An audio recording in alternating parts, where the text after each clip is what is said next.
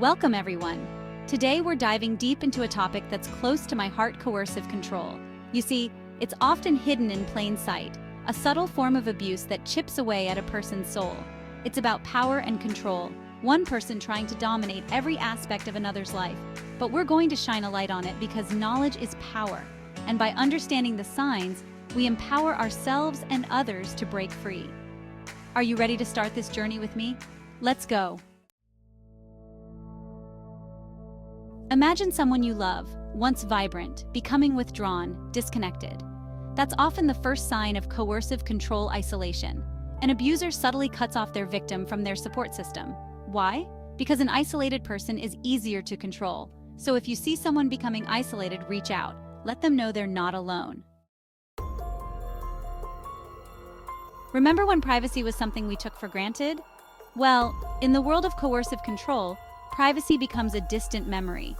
Abusers use monitoring as a weapon. They might check your phone constantly, demand access to your emails and social media, even track your location. It's invasive, it's suffocating, and it's designed to keep you walking on eggshells, always afraid of displeasing them. You know, experts call this digital intrusion a form of stalking. It's about control, plain and simple. They want to know your every move, control your every thought. But you deserve privacy, you deserve respect. Don't let anyone tell you otherwise.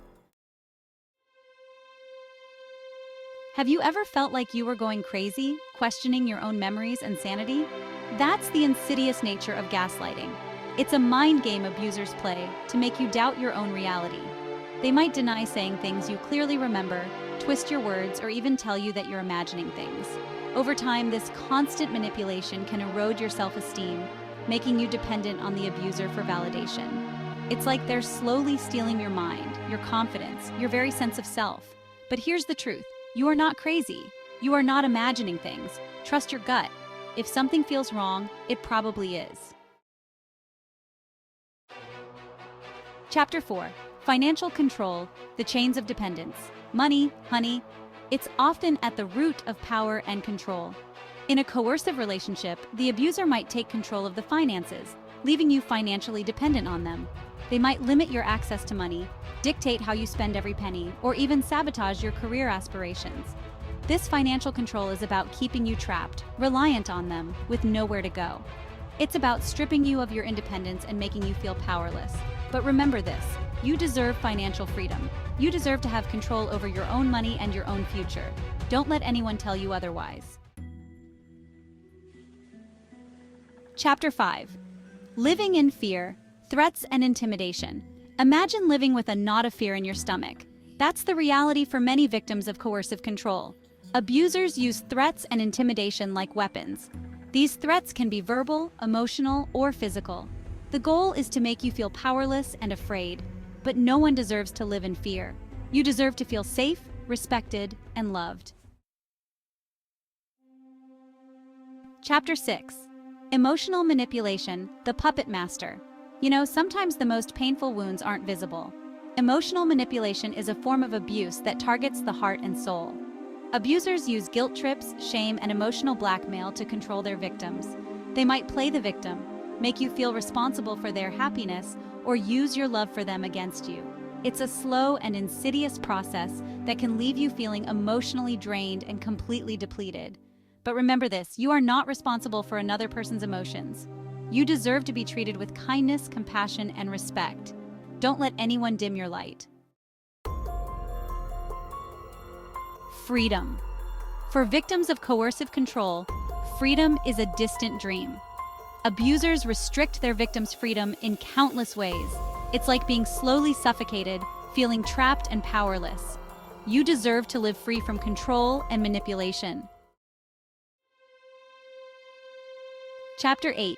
Degradation, chipping away at your self-worth. Words have power. They can uplift and inspire, but they can also cut deep, leaving lasting scars. In a coercive relationship, abusers use degradation as a tool to break down their victim's self-esteem. They might constantly criticize your appearance, your intelligence, your personality, anything to make you feel small, insignificant, and unworthy of love. Over time, this constant barrage of negativity can erode your self-worth, making you believe the lies they're feeding you. But remember this, You are worthy of love and respect just the way you are. Don't let anyone dim your shine or make you question your value. Chapter 9. Walking on eggshells, enforcing trivial demands. You know, in a healthy relationship, there's room for compromise, for give and take. But in a coercive relationship, even the smallest things can become a battleground. Abusers use trivial demands to exert their control, to keep their victims walking on eggshells, always afraid of triggering their anger. It might be something as simple as how the towels are folded or what you're wearing. These seemingly insignificant demands are actually a way for the abuser to assert their dominance and keep you off balance. Remember, you deserve to be in a relationship where your needs are respected, not controlled. Chapter 10. Blaming the victim, shifting the responsibility. It's a cruel irony, isn't it? The very person who is being abused is often made to feel responsible for it. That's the twisted logic of victim blaming. Abusers are masters of manipulation, and they will often twist the narrative to make it seem like you are the one to blame for their behavior. They might say things like, "If you weren't so sensitive," or "You made me do it." But here's the truth. Abuse is never the victim's fault. No one deserves to be abused, no matter what. Don't let anyone make you believe otherwise. Outro: breaking free from coercive control. Thank you for joining me on this journey today. Recognizing the signs of coercive control is the first step towards breaking free from it. It's important to remember that you are not alone. If you see these signs in your own relationship or in the relationship of someone you care about, please reach out for help. Talk to a trusted friend, family member, therapist, or a domestic violence hotline. There is support available, and you deserve to live a life free from fear, control, and abuse.